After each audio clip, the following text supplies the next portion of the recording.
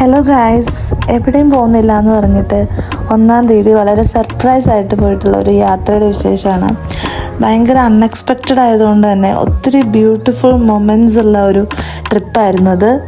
ഞങ്ങൾ 3 പേരും കൂടിയാണ് നാടുകാണി ചുരം കയറി വയനാട്ടിലേക്കൊരു യാത്ര പോയത്. ഇടയ്ക്കിടയ്ക്ക് നിർത്തി ചായയൊക്കെ കുടിച്ച് ഇങ്ങനെ വർത്താനമൊക്കെ പറഞ്ഞ് തേയിലകളൊക്കെ ആസ്വദിച്ച് ഭയങ്കര ബ്യൂട്ടിഫുള്ളായിട്ട്, അതായത് പണ്ടത്തെ കാര്യങ്ങളൊക്കെയാണ് ഞങ്ങൾ ഈ പറഞ്ഞുകൊണ്ടിരിക്കുന്നത്. അന്നത്തെ കാര്യവും അന്നത്തെ കുറേ ചളിപ്പുകളും ഒക്കെയാണ് പറഞ്ഞുകൊണ്ടിരിക്കുന്നത്.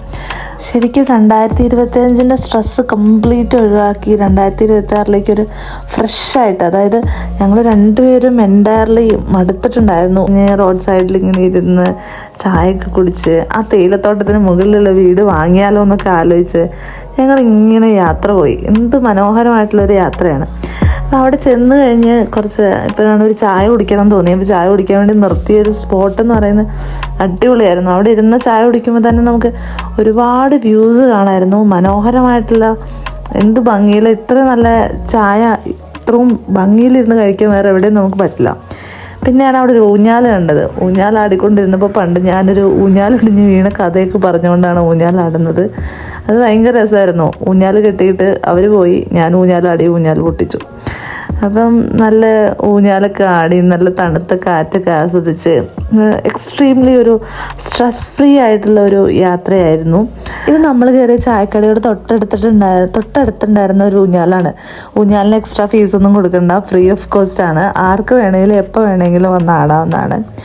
അപ്പോൾ ഇങ്ങനെ കാറ്റൊക്കെ കൊണ്ട് ഇങ്ങനെ ബ്യൂട്ടിഫുള്ളായിട്ട് ആടി ചായയൊക്കെ കുടിച്ച് എന്തൊരു ബ്യൂട്ടിഫുള്ളായിരുന്നു. അങ്ങനെ ഊഞ്ഞാലൊക്കെ ആടിക്കഴിഞ്ഞ് ഞങ്ങൾ നേരെ പോയത് പൂപ്പൊലി കാണാനാണ്. പൂപ്പൊലി 2026 എത്ര ബ്യൂട്ടിഫുൾ ആണെന്നോ.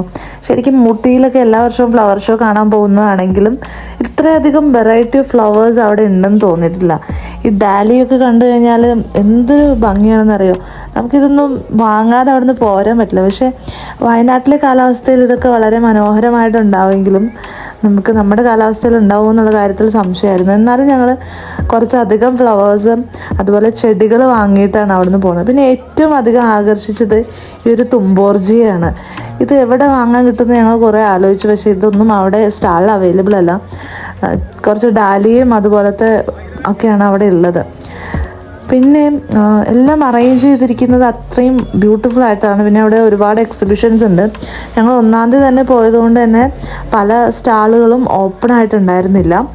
എന്നാലും ഈ ഒരു കാഴ്ച എന്ന് പറയുന്നത് അത്ര ഭംഗിയുള്ള കാഴ്ചയാണ്. കാരണം എന്തുമാത്രം ഭംഗിയുള്ള പൂക്കളാണ്.